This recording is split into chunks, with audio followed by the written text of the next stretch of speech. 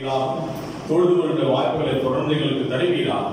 அதே வேளையிலே ஒருவேளை கூடி தொழுது கொள்கின்ற சூழல் வரும்பொழுதெல்லாம் நோய் தொற்று இல்லாதபடிக்கும் நாங்கள் ஆண்டவரை சிறப்பாக எங்களை பாதுகாத்துக் கொள்ள இந்த ஞானத்தினாலே நிரப்பும்படியாக நாங்கள் சொல்லிக்கிறோம். வெகு நாட்களுக்கு பிறகு ஓய்வு நாளிலே திறக்கப்பட்டிருக்கின்ற இந்த நாள் எங்களுக்கு சிறப்பான ஒரு நாளாக இருக்கிறது நாங்கள் சுவாசிக்கின்றோம். இப்பொழுதும் இறை வார்த்தையை நாங்கள் கேட்கும்படியாக எத்தனைக்கின்றோம். எங்கள் உள்ளங்களை ஒருநிலைப்படுத்துவீரா, நீர் எங்களோடு பேசுவீரா, அடிகளை வரைத்து நீர் வெளிப்படும்படியாக நற்காரியங்களை கற்றுக்கொள்ள நீர் உதவி செய்ய சொல்லிக்கிறோம். அன்பு நிறைவு இயேசு கிறிஸ்துவின் நல்ல பிதாவே, ஆமென். அன்பானவர்களே, மீண்டுமாக உங்களை வாழ்த்துகின்றேன். சிறப்பாக ஒவ்வொரு வியாழக்கிழமையும் ஓய்வு நாளிலே தொழுது கொள்ள முடியாத சூழ்நிலை மத்தியிலே ஆராதனை நடத்தலாம் முற்பட்டோம். இருந்த போதிலும் கூட ஓய்வு நாளிலே தொழுது கொள்ள முடியாத ஒரு சூழ்நிலை நமக்கு கஷ்டத்தை கொடுத்தது என்பதை நம்மால் மறுக்க முடியாது.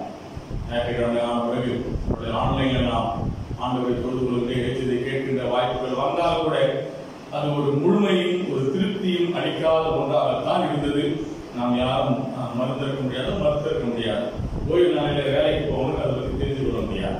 என்னிடம் நிறைய பணிபுரியும் மத்தியிலே, குடும்ப சூழல் மத்தியிலே ஆண்டவரை தொழுது கொள்கின்ற ஒரு கூட்டம் உண்டு. ஆனால் ஓய்வு நாளிலே பணிக்கு செல்கின்ற ஒரு கூட்டம் உண்டு. ஒரு முறை நான் பணி செய்திருக்கின்ற ஒரு ஆலயத்திலே மிகுந்த மனவேதனையோடு அந்த மக்களை நான் கடிந்து கொள்கின்ற ஒரு சூழல். என்னன்னா, ஏன் பிள்ளைங்க சண்டே ஸ்கூலுக்கு வரல, ஏன் பிள்ளைங்க கோயிலுக்கு வரல என்று சொல்லி நான் கேட்கும் பொழுது, 10th படிக்கிறாயா, +2 படிக்கிறாயா, எங்க போய்கிறான், டியூஷனுக்கு போய்கிறாயா, சண்டே ஸ்கூலுக்கு வராம 10th படிக்கிற பிள்ளைங்க, +2 படிக்கிற பிள்ளைங்க டியூஷனுக்கு போய்கிறாங்க. எந்த அளவுக்கு அது சரியான ஒன்று என்று எனக்கு நிச்சயமாய் விளக்கிக் கொள்ள முடியவில்லை. அவருடைய வார்த்தை ஆழமாய் சொல்கிறது. எல்லாவற்றுக்கும் நான் தலையாட்டுகின்றேன், எல்லாவற்றையும் நான் தெரிந்து வைத்திருக்கிறேன், மனப்பாடமாய் சொல்கின்றேன். என்ன சொல்றேன்? முதலாவது தேவனுடைய ராஜ்யத்தையும், அப்பொழுது என் பிள்ளைகளை டியூஷனுக்கு போயிடணும் அப்படின்ற மாதிரி தான் மனப்பாடமாய் தெரிந்த வசனம், மனப்பாடமாய் தெரிந்த காரியங்கள். ஆனால் என் பிள்ளைகள் நல்லா இருக்க வேண்டும் என்ற ஒரு சுயநலத்தை மட்டும்தான் என்னால் பார்க்க முடியுது. இந்த கொரோனா காலங்களிலே நிச்சயமாய் யூடியூப்ல அநேக வீடியோக்கள், அநேக செய்திகள் வந்து கொண்டிருந்தது. கடவுளோடு பேசுவதற்கான வாய்ப்புகள் உண்டு. ஆனாலும் இணைந்து தொழுது கொள்ளும்படியான ஆண்டவரின் திருசுத்தத்திற்கு ஒப்படைக்கும்படியான அந்த வாய்ப்புகள் வராதது கண்டு உண்மையிலே நான் மனம் நொந்து போனேன், கஷ்டப்பட்டு போனேன். வீட்டில் இருக்கும்போது ரொம்ப கஷ்டமா இருக்கும். ஒரு ஆயாக, ஒரு ஊழியக்காரராக என்ன செய்ய முடியுது என்ற ஒரு சூழ்நிலை. மீண்டும் ஒரு நல்ல ஒரு வாய்ப்பை கடவுள் கொடுத்திருக்கிறார். இந்த வாய்ப்பானது தடுக்கப்படாதபடிக்கு அவர் பாதுகாப்பார் என்று நம்புவோம். எப்பேற்பட்ட தடை வந்தாலும் ஆண்டவர் அதை மேற்கொள்வதற்கு ஒரு உதாரணமாக இது அமைந்துவிட்டது என்பதற்காக நான் ஆண்டவர் நடித்திருக்கிறேன். அல்லேலூயா, ஆமென். இன்றைக்கு நம்முடைய சிந்தனைக்காக எடுத்துக்கொண்டிருக்கிற தலைப்பு நம்முடைய சென்னையிலே The cost of discipleship, சீடத்துவத்தின் மேன்மை என்பதாகும். எனக்கு அநேக காரியங்கள் உங்களுக்கு தெரிந்த காரியங்கள் தான் நான் உங்களுக்கு சொல்ல போறேன். அது கேட்ட பகுதியில் தான் இன்றைக்கு வாசிக்கேட்ட மார்க்கு நற்செய்தி மூலம் மையப்படுத்த போகின்றேன். சீடத்துவம், discipleship, the cost of discipleship. சீடத்துவம் என்று புரிந்து கொள்ள எத்தனைக்கும் பொழுது யாரெல்லாம் ஆண்டவர் இயேசுவை முழு மனதோடு ஏற்றுக்கொண்டிருக்கிறார்களோ, ஆண்டவருக்காய் வாழ எத்தனைக்கும் வாழ்வோம் என்று சொல்லி உறுதி எடுத்துக் கொண்டிருக்கிறார்களோ, அவர்கள் அனைவருமே சீடர்கள் தான் என்பது ஒரு கூட்டாக இருக்கிறது. மேபி கிறிஸ்டியன் பிற சமயத்தை சார்ந்தவர்கள் நல்லா புரிந்து கொள்ளுங்கள். பிற சமயத்தை சார்ந்தவர்கள் அநேகம் பேர் ஞானஸ்நானம் எடுத்துக் கொள்ளாமல் கிறிஸ்தவ அடிப்படை தந்தைகள் கோட்பாடுகள் மிக அதிகமாக கீழ்ப்படிந்து பின்பற்றி வருகிறார்கள். சீக்ரெட் கிறிஸ்டியன்ஸ் என்று சொல்லுவாங்க. ஞானஸ்நானம் எடுத்துக்க மாட்டாங்க. ஆனால் திருமறை வாசிப்பது, ஜெபிப்பது, ஆண்டவரோடு இணைந்திருப்பது, கிறிஸ்து சொல்கின்றபடி நடப்பது என்பதிலே அநேக பிற சமயத்தை சார்ந்து இருந்து கொண்டிருப்பார்கள். நீங்கள் நிச்சயமாக அறிந்திருப்பீர்கள். யாரெல்லாம் ஆண்டவரை முழு மனதோடு உள்ளத்தில் ஏற்றுக் கொண்டிருக்கிறார்களோ அவர் அனைவருமே சீடர்கள் தான். இதில் மாற்று கருத்து கிடையாது. மதத்தேஸ் என்கின்ற கிரேக்க வார்த்தை தான் சீடத்துவத்திற்கான கிரேக்க வார்த்தையாக இருக்கிறது. இந்த மதத்தேஸ் என்கின்ற இந்த கிரேக்க வார்த்தைக்கான அர்த்தம் பின்பற்றுபவர், கீழ்ப்படிபவர், கற்றுக்கொள்பவர், ஒரு குருவின் கருத்துக்களை, ஒரு குருவின் சிந்தனைகளை, தாற்பயங்களை, கோட்பாடுகளை முழுமையாக பாதுகாப்பவர், அதை செயல்படுத்துபவர். இவர்தான் சீடர் என்று புரிந்து கொள்கிறோம். இரண்டு காரியங்கள், குரு சிஷ்யன் என்கின்ற ஒரு காரியத்திற்கும் ஆசிரியர் மாணவர் என்கின்ற காரியத்திற்கும் வேறுபாட்டை சொல்கிறார்கள். அலெக்ஸ் சிஎம்எஃப் என்கின்ற ஒரு இறையியல் ஆசிரியர் அவர் என்ன சொல்றாரு அப்படின்னா, ஒரு ஆசிரியர் ஒரு மாணவன் என்கின்ற அந்த உறவானது ஒரு வணிக உறவு, ஒரு பணம் சார்ந்த உறவு. ஆசிரியர்கள் சம்பளம் பெறுகிறார்கள், ஆசிரியர் மாணவர்கள் கூலி பெறுகிறார்கள். அந்த பணத்தை பெற்றுக் கொள்வதற்கு இணையாக அவர்கள் பாடம் போதிக்கிறார்கள். அவ்வாறு பாடம் போதித்து ஞானத்தை போதித்து கற்றுக் கொடுத்து விட்ட பிறகு அந்த உறவானது, ஆசிரியர் மாணவர் என்ற உறவானது கண்டினியூஸ் ஆகலாம். தொடர்ந்து அது ஒரு உறவில் இருக்கலாம், இல்லாமலும் இருக்கலாம். அது கட்டாயம் இருக்க வேண்டும் என்ற அவசியம் இல்லை. ஆனால் குரு சிஷ்யன் என்கின்ற சீடத்துவ உறவு என்பது கடைசி வரைக்கும் ஒன்றிணைந்து தான் இருக்க வேண்டிய ஒரு உறவாக இருந்து கொண்டிருக்கிறது. நெருக்கமாக இருக்க வேண்டும், மானசீக தலைவராக ஏற்றுக்கொண்டிருக்க வேண்டும், வாழ்நாள் இறுதி வரைக்கும் அந்த குருவை அவர் குருவாக நினைத்துக் கொண்டிருக்க வேண்டும். ஒருவேளை உலக பிரகாரமான குரு சிஷ்யன் அந்த முறையை நாம் பின்பற்றோம், அதை எடுத்து நாம் புரிந்து கொள்ள வேண்டாம். ஒருவேளை ஒரு குருவாக இருக்கின்றவர் சீடருக்கு போதிக்கின்ற பொழுது அந்த குருவுக்கு மறைவுக்கு பிறகு அந்த சீடர் பிற்காலத்திலே ஒன்றாக கற்று தேர்ந்த பிறகு அவர் குருவாக மாறிவிடலாம்.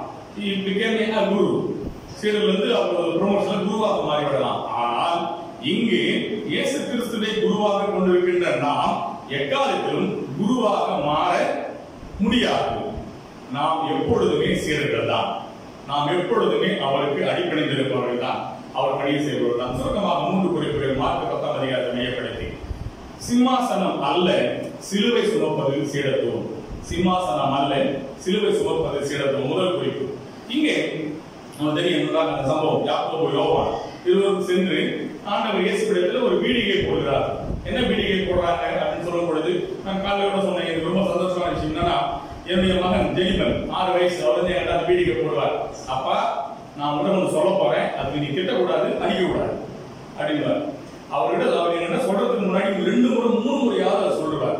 அப்பா நான் உடனே சொல்ல போறேன், அதுக்கு திட்டக்கூடாது, அடிக்க கூடாது. அப்போ அவர் சொல்ல போற காரியம் கண்டிப்பாக திட்டுகின்ற காரியம், அது அடிக்கின்ற காரியம். அப்போ அவர் வந்து அந்த உறுதிப்பாட்டை அவர் மேற்கொள்கிறார், அந்த உறுதிப்பாட்டை எடுத்துக்கொள்கிறார். என்கிட்ட அந்த ஷூரிட்டியை அவர் வாங்கிக்கிறார். அப்பா திட்டக்கூடாது, அடிக்கக்கூடாது, நான் சொல்ல போறேன். இங்கே யாக்கோபும் யோவானும் அதே தன்மையோடு ஆண்டவர் இயேசுவோட பெற்றோராக புரிந்து கொண்டு, நாங்கள் ஒன்று கேட்க போகிறோம், அதை எங்களுக்கு தர வேண்டும் என்று சொல்லி ஒரு வீடிகை போட்டு ஒரு உறுதியேற்பை முடிவு செய்த பிறகு அந்த உறுதியேற்பை சொல்றாங்க. அரியணையில் அமரும் பொழுது வலப்பக்கத்தில் ஒருவரும் இடப்பக்கத்தில் ஒருவருமாக அமர வேண்டும் என்பதாக அவர் கேட்கிறார்கள்.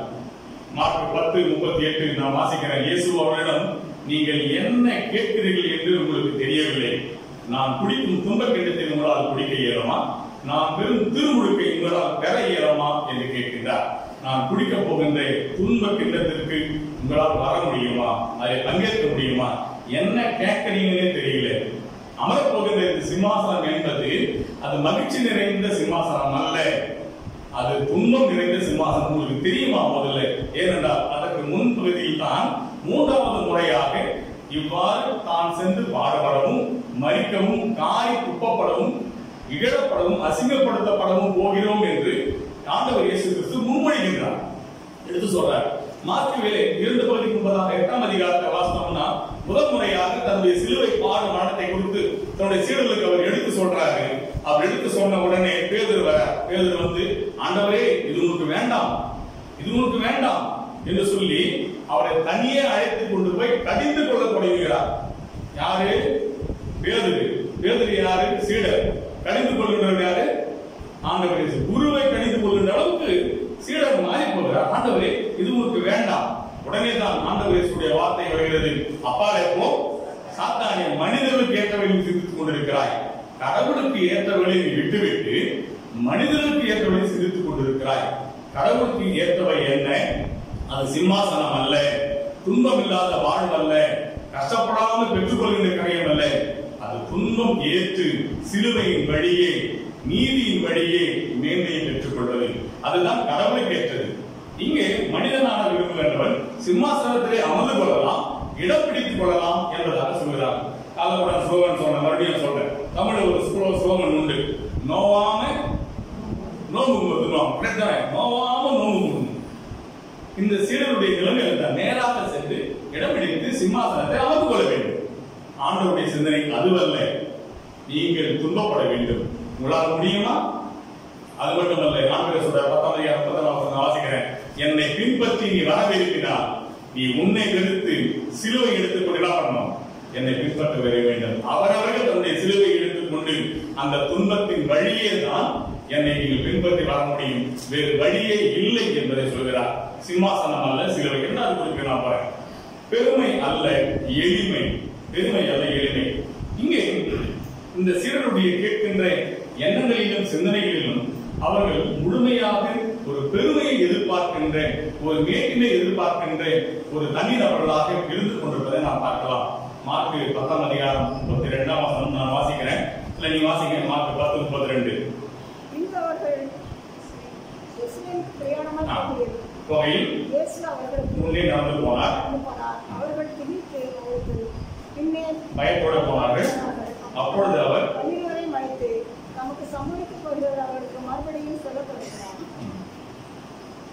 எருசலேமுக்கு பிரயாணமாக போகிறார்கள். அப்படி போகும்போது சீடர்கள் போறாங்க. சீடர்கள் திகைத்து போகிறார்கள், பயத்தோடு போகிறார்கள். ஏனென்றா ஒரு முறைக்கு 2 முறைக்கு 3 முறை சொல்லிவிட்டார், எருசலேம் போகிறேன், அங்கே என்னை கொலை செய்வார்கள், அங்கே என்னை சிலுவையில் அறைவார்கள், காரிக்கு போவாங்க. அப்படியே நேரடியாகவே ஆண்டவருடைய வாய்மொழியானது அவ்வாறு சொல்கிறது, என்னை அசிங்கப்படுத்துவார்கள், அவமானப்படுத்துவார்கள். அவ்வாறு சொல்லிவிட்டு நேரடியாக எருசலேமுக்கு துணிவோடு செல்கின்ற ஒரு குருவை நாம் பார்க்கின்றோம். உடனே சீடர்களுடைய எண்ணங்கள் திகைப்பு வருகிறது, பயம் வருது. திகைப்பு வந்து ஆச்சரியமாக இருக்கு. ஒரு துன்பத்தை ஏற்பதற்காக போறாரு, என்ன இவரு, எப்படிப்பட்டவர், பயம் வருது. இவரு கூட நம்ம போறோமே, நம்ம நிலைமை என்னன்னு தெரியலையே, கூட போலாமா இல்ல இப்படியே ஓடி போயிடலாமா, அப்படிப்பட்ட எண்ணங்கள் தான் திகைப்பும் பயமும் தன்னுடைய சீடர்களுக்கு வருவதை ஆண்டவர் இயேசு பார்க்கிறார். இவருடைய சிந்தனைகள் என்னன்னா, எப்படியாவது ஆண்டவர் இயேசு அங்க இருக்கின்ற ரோம ஆட்சியை பிடித்து விடுவார், சமய தலைவர்களை அழித்து விடுவார், இவர் சிம்மாசனத்தில் போய் அமர்ந்து கொள்வார். 12 பேரும் லைனா உட்கார போறோம், அதுல ஃபர்ஸ்ட் உட்கார போறது யார், அதுதான் பிரச்சனை. மற்றதெல்லாம் உங்களுக்கு சந்தேகமே இல்லை. இவர் நேரா போய் ஆட்சி பிடிக்க போறார். மெயின் சிம்மாசனத்தில் தாவீதுக்கு பிறகு வர சிம்மாசனத்தில் ஆண்டவர் இயேசு அமர்ந்து விடுவார். அவருக்கு பக்கத்துல ரைட் அண்ட் லெஃப்ட் உட்கார போறது யார், ஏன்னா 12 பேர் உட்கார போறோம், 12 பேர் இருக்கிறோம் இல்லையா, 12 பேர் உட்கார போறோம். ஃபர்ஸ்ட் உட்கார போறது யாரு, பெருமையை தேடிக்கொண்டிருக்கின்ற சீடத்துவம், முதன்மையான இடத்தை இருக்கையை தேடிக்கொண்டிருக்கின்ற சீடத்துவம், தன்னை முன்னிலைப்படுத்த வேண்டும், தன்னை பெருமைப்படுத்த வேண்டும், தன்னை எல்லா விதமான காரியத்திலும் முன்னாக நிறுத்தணும் அப்படின்னு எதிர்பார்த்து காத்துக் கொண்டிருக்கின்ற சீடத்துவம், ஆண்டவருடைய வழியிலே நடக்க முடியாமல், நடக்க துணிவில்லாமல் பயந்து போன சீடத்துவம், ஒரு அச்சமான உணர்வு, ஆனால் பெருமையை தேடிக் கொண்டிருக்கிறது. ஒரு விஷயம், ஒரு முறை ஒரு அரசியல் மீட்டிங் நான் போயிருந்தேன். அப்போ போயிருந்தப்போ என்ன நடந்தது அப்படின்னா, அந்த ஹோஸ்ட் பண்ற அந்த தலைவர் வந்தவங்க எல்லாரையும் வரவேற்கிறார். இவர் வந்துக்கிறாரு, இவர் நம்ம ஷால் போடுவோம், பொன்னாடை போடுவோம் என்று சொல்லி எல்லாருக்கும் ஷால் போட்டுனே இருக்கிறார். இவர் ஹோஸ்ட் பண்றவர் எல்லாருக்கும் போட்டு முடிச்ச பிறகு இவங்க எல்லாரையும் வரவேற்றவங்கள நான் என்ன பண்ணோம், இவரை யாரும் வரவேற்றது இல்லை. பொதுவாக நடக்கிற காரியங்கள் திருச்செந்தூர் ஆலயத்தில் நடக்கிற விஷயம் தான். எல்லாரையும் வரவேற்ற இவரை நம்மளாம் வரவேற்கணும் சொல்லுவாரு, இன்னொருத்தர் ஷால் போடுவார். நாம் பார்த்த அந்த சூழ்நிலை என்ன ஆச்சுன்னா, இவர் எல்லாருக்கும் ஷால் போட்டார், எல்லாருக்கும் பொன்னாடை போட்டு முடித்து விட்ட பிறகு எல்லாரையும் வரவேற்ற என்னையும் நான் வரவேற்கிறேன் சொல்லி ஷாலை சொல்லி கொடுத்தார். பெருமையை தேடிக்கொண்டிருக்கின்ற சீடத்துவம், வேகமாக பஸ்ல சீட் பிடிக்கிற இடம் பிடிக்கிற சீடத்துவம், நேரா போய் சீட் பிடிக்கிற எண்ணம், நேரா போய் சீட்டு பிடிச்சு உட்கார்ந்துக்கிற எண்ணம். அவ்வாறுதான் கிறிஸ்துவின் சீடத்துவத்தை எதிர்பார்க்கிற மக்கள் கூட்டமாக இந்த யாக்கோபும் யோவானும் சொல்லிக் கொண்டிருப்பதாக நாம் புரிந்து கொள்கின்றோம். தமிழ்நாடு இடைக்கல்வியுடைய முன்னாள் முதல்வர் டாக்டர் ஜான்சன் கார் அவர்கள் சொல்கின்ற கூற்று, சீடர்களுக்கு அது புரியவில்லை, அது விளங்கவில்லை. சிலுவை என்பது, துன்பம் என்பது அதுதான் சரி என்று அவரால் ஏற்றுக்கொள்ள முடியவில்லை என்று சொல்கின்றார். மதுரை இளைஞருடைய முன்னாள் பேராசிரியர் முதல்வர். அவர்களுக்கு புரியவில்லை, இதன் வழியே தான் மீட்பு, இதன் வழியே தான் ரட்சிப்பு, இதுதான் கிறிஸ்துவின் வழி, வேறு எவராலும் ரட்சிப்பு இல்லை என்கின்ற அந்த காரியத்தை அவர்களால் புரிந்து கொள்ள முடியவில்லை, ஏற்றுக்கொள்ள முடியவில்லை என்பதால் அவர்கள் நிற்கிறாங்க அப்படின்னு சொல்றார். இன்னொரு கருத்தையும் அவர் சொல்கிறார், அவர் எதிர்த்து நூலிலேயே வாசிக்க என்ன சொல்லலாம், சீடர்களை பொறுத்தவரைக்கும் அவரை எவ்வாறு யோசித்துக் கொண்டார் என்றால், அவர் தெய்வகுமாரன், மாநில மகனாக ஏற்றுக்கொள்வதற்கும் கற்றுக்கொள்வதற்கும் அவருக்கு மனதில்லை. இவர் மேசியா, இவர் கடவுளின் திருக்குமாரன், இவர் நேரடியாக வந்து ஆட்சியை பிடிப்பார். இவர் தெய்வகுமாரன் தன்னுடைய அந்த தெய்வ சக்தியாலே அனைத்தையும் நிறைவேற்றி விடுவார். கூடவே பார்த்துட்டு வராங்க பாத்தீங்களா, குருடரை குணமாகிறது, மற்ற காரியங்கள், கடலின் காத்தலை ஆக்குகிறது, அனைத்து அற்புதங்களையும் அடையாளங்களையும் பார்த்துக் கொண்டு வருகின்ற இவர்கள் தெய்வ சக்தியை பயன்படுத்துகிறார் என்று சொல்லி புரிந்திருக்கின்றவர்கள் தன்னுடைய தெய்வகுமாரன் என்கின்ற மேசியா என்கின்ற அந்த அடிப்படையிலே நேரடியாக ஆட்சியை பிடிப்பார்க்கிறதாகும். இங்கே ஆண்டவர் இயேசு அந்த பேராசிரியர் கருத்து, ஆண்டவர் இயேசு என்ற விஷயம் தன்னை எப்பொழுதும் தெய்வகுமாரனாக அவர் காட்டிக் கொண்டது இல்லை, சொல்லிக் கொண்டதும் இல்லை. தன்னை மானிட மகனாக காட்டிக் கொள்கிறார். மனுஷகுமாரன், நான் மனுஷகுமாரன், எந்த விதத்திலும் கடவுளின் மகன் என்பதை அவர் அந்த ரைட்ஸ் அவர் எடுத்துக் கொள்ளவில்லை, அந்த உரிமை அவர் எடுத்துக்கொள்ளவில்லை. முழுக்க முழுக்க தன்னை மானிட மகனாகவே வாழ்ந்து நிறைவு செய்த ஆண்டவரை பார்க்கின்றோம். பெருமை அல்ல. மூணாவது குறிப்பு, பதவி அல்ல, பணி செய்ய அழைக்கும் சீடத்துவம். பதவி அல்ல. உங்களுக்கு தெரியும், உட்கார சீட்டு போட உடனே பதவி விரும்புகின்ற சீடர்கள் பதவி கேட்கிறாங்க என்பதாக புரிந்து கொள்கிறோம். ஆனால் ஆண்டவர் இயேசுடைய சிந்தனை வேறு விதமாக இருக்கிறது. ஏனென்றால் இவங்க 2 பேர் மட்டும்தான் கேட்டாங்க அப்படின்னு மகிழ்ச்சியாய் நாம் இருந்து விட முடியாது. 2 பேர் மட்டும் கேட்டாங்க, மற்ற 10 பேர் நல்லா இருக்காங்க, ரொம்ப நல்லவங்க அப்படின்னு முடியாது, சொல்ல முடியாது. ஏன்னா வாசிங்க பார்க்கலாம், மார்க் 10:41. மற்ற 10 பேர் வாசிங்க. மற்ற 10 பேரும் அதை கேட்டு எரிச்சலானார்கள். ஏன் சொல்லுங்க? அந்த பதவி யாருக்கு கிடைக்கல? எனக்கு கிடைக்கலையே. இந்த ஹியூமன் நேச்சர், இந்த ஹியூமன் நேச்சர். ஒரு ஆசிரியர் எழுதுறதை கூப்பிட்டு என்ன சொல்றாருன்னா, மார்க்குவை நாம் நிச்சயமாக பாராட்ட வேண்டும், நற்செய்தியாளர் நிச்சயமாக பாராட்ட வேண்டும். The failure of the human என்பதை அவர் வெளிப்படையாக சொல்லுகிறார். ஒரு சீடர்கள் அவர்கள் மனிதர்கள் தான், அவர்களிடத்திலும் குறைகள் உள்ளது, ஃபெயிலியர்ஸ் உள்ளது என்பதை வெளிப்படையாக சொல்லி அவர்கள் முதிர்வு அடையும் பொழுது, சீடத்துவத்தின் மேன்மை அடையும் பொழுது அந்த உயர்வை காட்டுவதில் நற்செய்தியாளர்கள் எந்த விதத்திலும் தோய்ந்து போனது இல்லை. அவங்க சீடர்கள் தான் பிற்காலத்தில் எல்லா திருச்சனையும் உருவாக்கணும், அவங்க மூலமா அவங்க மேலதான் எல்லா திருச்சனையும் உருவானது, கட்டப்பட்டது என்று சொல்லி பிற்காலத்தில் இருக்கின்ற அந்த மேன்மையை கருத்தில் கொண்டு இன்னைக்கு ஃபெயிலியரான இந்த உண்மை சாயலை, உண்மை முகத்தை காட்டாமல் இருந்துவிட முடியவில்லை. நல்லா புரிஞ்சா பாருங்க, நற்செய்தியாளர்கள் மறைச்சிடலாம். அந்த சீடர்களுடைய அந்த தன்மையை கேட்டோம்னா பிற்காலத்துல மணிக்கணும் இருக்கும், சரி என்னப்பா இவ்வளவு மோசமா இருக்கிறாங்க, என்னப்பா இவ்வளவு கேவலமா இருக்கிறாங்க, பதவிக்காக அச்சின்னு இருக்கிறாங்க, இவங்களோட சீடர்கள், இவங்க மூலமா உலகத்தோட திருச்சிக்கா நம்ம அங்கமா இருக்கிறோம் அப்படின்னு நம்ம தப்பா யோசிப்போம் என்பதாக யோசிக்காமல் இந்த ஃபெயிலியரில் இருந்து இருக்கின்ற கூட்டத்திலிருந்து ஆண்டவர் ஒரு நிறைவை நோக்கி வழிநடத்துகின்றார், நிறைவுக்கு நேராக வழிநடத்துகின்றார். அவர்களும் மனிதர்களாகத்தான் இருந்திருக்கிறார்கள், குறைகள் உள்ள மனிதர்களாகத்தான் இருந்திருக்கிறார்கள் என்பதாக நற்செய்தியாளர்கள் எழுதி வைக்கிறார்கள், பதிவு செய்து வைக்கிறார்கள், எந்த விதத்திலும் மறைத்து வைக்கவில்லை என்பதாக புரிந்து கொள்கின்றோம். இங்கே சீடர்கள் மிகவும் சரியில்லாதவர்களாக, சுயநலமாக, பேராசை கொண்டவர்களாக, பதவி நெருப்பு கொண்டவர்களாக இருந்து கொண்டிருக்கிறார்கள். பதவிக்கு இன்னொரு டெபினிஷன் என்ன சொல்றாங்கன்னா, if I have the position of the chair, ஒரு சேர்மனாக நான் பதவி பெற்றுக்கொண்டேன் என்றால் எனக்கு கீழ் இருப்பவுடன் நான் அடிமையாக நடத்த துணிவேன், எனக்கு கீழ் இருப்பவுடன் நான் கேவலமாக நடத்த துணிவேன், எனக்கு கீழே நான் அசிங்கமா கொஞ்சம் தரம் தாண்ட நான் பார்க்க நான் துணிவேன். இந்த பதவி என்பது எனக்கு பொறுப்பு கிடைத்து விட்டது என்று சொல்லி பணி செய்யும்படியாக அல்ல, எனக்கு கீழ் இருப்பவர்களை நான் ஏறி மேய்க்கின்ற எண்ணம் கொண்டவர்களாகவும் இருந்து கொண்டிருக்கிறேன். எனவேதான் ஆண்டவர் இயேசு இந்த பதவி மோகத்தை சாடுகின்றார். நீங்க மற்றவங்களை பார்த்து சொல்றீங்க, புறையினத்து தலைவர் எல்லாருமே தன்னுடைய மக்களை தவறாக ஆளுகிறார் என்று சொல்லி சொல்லிட்டு இருக்கிறீங்க. ஆனால் உங்களுக்குள் அப்படி இருக்கக்கூடாது. நீங்க என்னுடைய சீடர்களாக இருக்க விரும்பினால், மற்ற எல்லாருக்கும் ஒரு தலைவனாக இருக்க விரும்பினால் பணிவிடைக்காரராக இருக்கும்படியாக அழைக்கப்படுகிறீர்கள். ஒரு தலைவனாக இருக்கிறவர்களுடைய எல்லாவற்றையும் தொடர்ந்து விட்டு ஒரு பணி செய்கின்றவனாக, இறங்கி பணி செய்கிறவர்களாக, எளிமையாக இருக்கும்படியாக, அவ்வாறு இருக்கும்படியாக அழைக்கப்படுவது என்பதாக புரிகிறார். அதற்காக ஒன்று நான் சொல்லி நிறைவேற்றுகிறேன். என்னன்னா, பணி செய்வதற்கு ஒரு உதாரணம் சொல்றார். ஒரு தலைவனாக இருக்கிறவர்கள் ஒரு சேர்ல உட்கார்வன் பணி செய்யறதுக்கு ஒரு உதாரணம் சொல்றார். என்ன அப்படின்னா, அந்த உதாரணத்தை செய்து காட்டுகிறார். நீங்கள் என்னை ஆண்டவர் என்றும் போதகர் என்றும் அழைக்கிறீர்கள், அது உண்மைதான், நான் அவர்தான். ஒரே ஒரு இடம் மட்டும்தான் அவ்வாறு ஒத்துக்கொண்ட கிறிஸ்துவை நாம் நற்செய்திகளில் பார்க்க முடியும். நீங்கள் என்னை ஆண்டவர் என்றும் போதகர் என்றும் அழைக்கிறீர்கள், அது உண்மைதான், அது சரிதான். என்ன சொல்லுங்க? சீடர்களுடைய பாதங்களை கழுவும் போது, சீடர்களின் பாதங்களை கழுவிவிட்டு அமர்கின்ற கிறிஸ்து சொல்கின்ற வார்த்தை, வழி நெடுங்கில 33 ஆண்டு காலங்கள் என்னென்னமோ சொல்லிட்டு வராங்க. ரவி இருந்தாங்க, போதகர் இருந்தாங்க, வாய்ப்பு வந்து எதுவும் சொன்னதில்லை. ஆனால் நீங்கள் என்னை ஆண்டவர் என்றும் போதகர் என்றும் அழைக்கிறீர்கள். அது சரியே, அது முறையே, நீங்க சொல்வது சரிதான். ஆண்டவர் போதகருமாகிய நானே இவ்வாறு இறங்கி பணி செய்தேன் என்றார். நீங்களும் அவ்வாறு போய் செய்யுங்கள் என்றார்.